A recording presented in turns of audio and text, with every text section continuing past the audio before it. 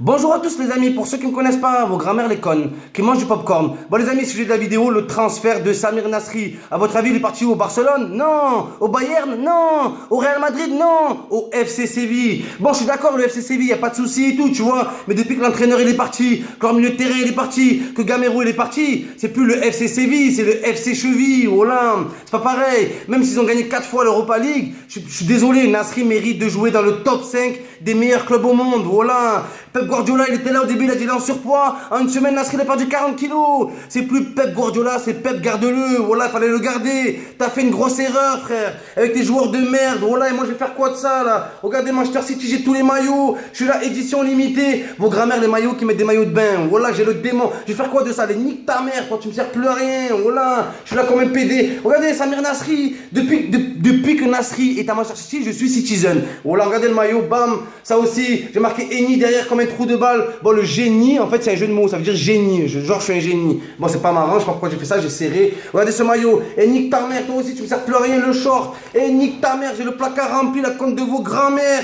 Oh, oh, ça m'a pas coûté un bras, ça m'a coûté une nuque. Voilà. Je vais faire quoi maintenant? Moi, ce qui me fout le démon, c'est que la France a brisé la carrière de Nasri. Quand tu regardes les commentaires, tout le monde dit ouais, Nasri, depuis qu'il est à Manchester City, il est bidon. Depuis qu'il est à City, il est bidon. En 3 ans, parce que l'année dernière, je raconte pas, l'année dernière, il a été blessé 8 mois. Mais les 3 premières années, il a gagné 2 fois le championnat. 2 fois le championnat d'Angleterre sur 3 ans. C'est un exploit. Vos grands-mères, les reines d'Angleterre qui habitent à Oran. Voilà. Vous me prenez pour des cons ou quoi? La France ne supporte pas Samir Nasri. La France ne supporte pas que Nasri gagne 850 000 euros par mois sur la vie de ma mère. La France a tout fait pour mettre en avant des Marvin Martin, des Johan Kourcuff. Et quand je t'appelle Samir, là ça pose problème. Là ça pose un gros problème et je vais vous le prouver. Ça a commencé comment ça, mes aventures avec l'équipe de France? À la base, Samir Nasri, première titularisation, il est monté dans le bus. Thierry Henry, il est arrivé, il a dit c'est ma place. Nasri, il a dit pas marqué ton nom. Et là ils ont dit quoi? Faut respecter les anciens. Niquez vos grands-mères les anciennes qui écoutent Didier Abdel à l'ancienne. Voilà, niquez vos grands-mères, bande de fachos de merde. Voilà.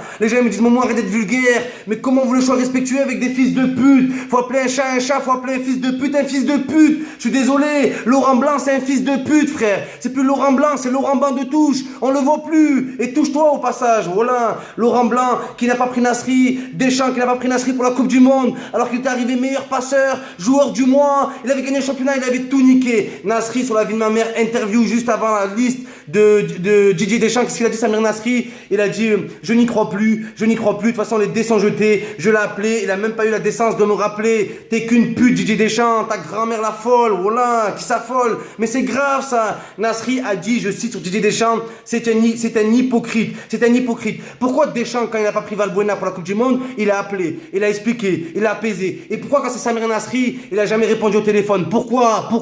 Parce qu'il y a un problème personnel. Et au-delà des problèmes personnels, il y a un problème ethnique et religieux et racial. Voilà, j'insiste bien sur ça, racial les amis. Après il y a eu l'histoire du ferme ta gueule. Samir Nasri il a dit ferme ta gueule à un journaliste. Mais il a dit ferme ta gueule après quoi? Il a mis ferme ta gueule après un but. Il avait marqué un but contre l'Angleterre. Et pour étouffer le fait que Nasri sauve la France, que Samir Nasri qualifie la France pour les quarts de finale, ils ont inventé une polémique. Et si et ça, quand Paul Pogba pendant l'Euro il a fait le bras d'honneur, vous avez dit que c'était une danse africaine, vous avez dit que c'était une danse traditionnelle, la conte de vos grands-mères les hypocrites, croisés avec des hippopotames, vous prenez les gens pour des cons, vous sortez des mythos sur Nasri, vos grands-mères les porte-manteaux qui portent des mythos, voilà, arrêtez de bluffer, arrêtez de mentir aux Français comme ça. Comment vous expliquez que Nasri, il a été placé dans les 10 personnalités françaises les plus détestées? Sur la vie de ma mère, c'est les médias ça, vos grands-mères les médias qui écoutent de PNL. Oh, vous avez serré ou quoi? Voilà que vous avez serré, c'est un truc de malade. Donc il y avait le ferme ta gueule.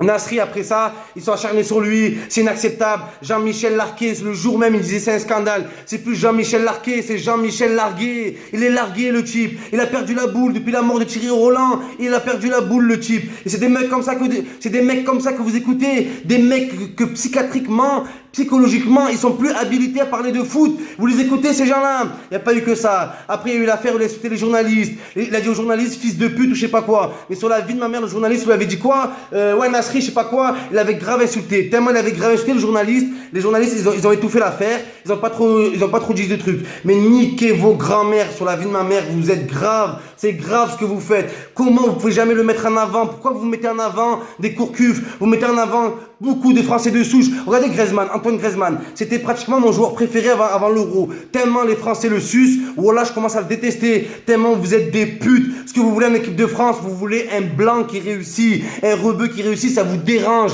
ça vous ronge de l'intérieur, ça vous fait mal. Et c'est ce qui vous fait mal avec Samir Nasri. Regardez les dernières fois que la presse a parlé de Samir Nasri. Regardez les dernières fois. Alors la première fois, c'était Nasri en surpoids. Pep Guardiola a dit Nasri est en surpoids. Tous les médias en ont parlé. Mais quand Guardiola, une semaine après, il a dit j'ai vu Nasri à l'entraînement, il m'a impressionné par son talent.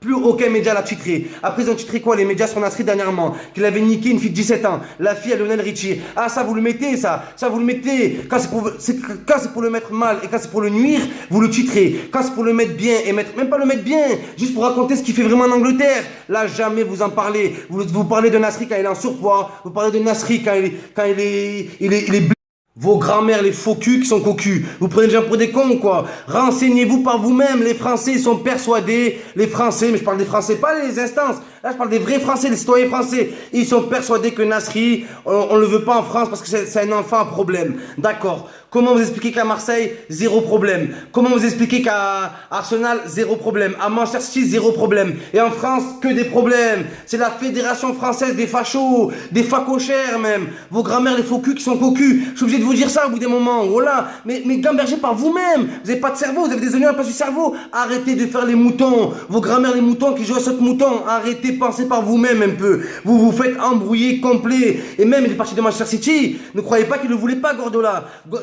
Pep Guardiola, c'est Pep Granola, voilà, c'est un biscuit le type. Le mec, il a dit quoi? Il a dit Nasri, bon, je veux te garder, mais tu seras pas titulaire. Nasri, il a dit nique ta mère, pas titulaire, moi. Une fois, on en a voulu, il était en équipe de France, Nasri, il a été remplaçant, il a râlé. Les journalistes, ils ont dit, ouais, mais Deschamps te veut pas parce que tu râles quand t'es remplaçant. Mais Nasri, il a dit, mais quel joueur au monde ne râle pas quand il est remplaçant? Moi, je suis un joueur de foot, j'ai envie de jouer au ballon. Voilà, c'est ça qu'on le reproche à Samir Nasri. Voilà que c'est grave, ça, c'est grave. Et en plus, on le reproche quoi? Son ex-copine, Anara Tanes. Alors, Anara Tanes, elle a bien mis dans la merde. Quand Deschamps l'a pas pris en 2014, elle a dit fuck Deschamps, fuck la France. Mais moi, je la comprends vu le contexte. Je la comprends. Le mec, il gagne avec City. Il marque le but du titre. Parce qu'il y a eu 3-1, c'est Nasri qui a marqué. Il marque le but du titre. Il est arrivé meilleur passeur. Il a mis je sais pas combien de buts. Il a tout niqué cette année-là. Il a niqué le game. Sur la vie de ma mère, vos grand-mères, les games qui jouent à la Game Boy. Voilà, il a tout niqué. Et là, il a pas été pris. Imaginez la déception. Imaginez son cœur, comme il doit être brisé. Le mec, il est né dans le foot. Le mec, il connaît que ça. Une Coupe du Monde, il a jamais fait. Il a fait qu'un euro. Pendant l'euro, il est qualifié pour les quarts de finale. Et on lui en veut. On lui en veut. Continuez à mettre en avant des Marvin Martin. Continuez à mettre en avant des Johan Kourcuff, bande de putes. Même vous les avez mis en avant, ils ont coulé tellement ils sont bidons, ces joueurs. Voilà. Mais quand c'est pour Nasri, quand c'est Nasri qui fait une déclaration, la presse, ils font des articles, des copies doubles, ils vous font. Mais quand il y a des Johan Cabaye, le Rattaï, il trompe sa femme, il abandonne sa femme et sa petite fille, il donne même pas 5 euros pour qu'elle s'achète un kebab. Là, la France, non, là, la France, c'est beau. Ah, c'est beau, un joueur de France qui trompe sa femme, qui abandonne sa femme et sa fille. Sa femme, elle pleure sur tous les plateaux. Mais aidez-moi, nanani, je sais plus quoi faire. Les médias, la vie de ma mère, tout ce qui les intéresse, c'est casser les rebeux. Leur métier, c'est la vie de ma mère, c'est pas journaliste. C'est journal, oui, c'est journal, on fait une liste. Ils ont fait une liste noire. Même pas une liste noire, une liste marron. La vie de ma mère, ils ont pris les rebeux et ils ont barré tous les noms.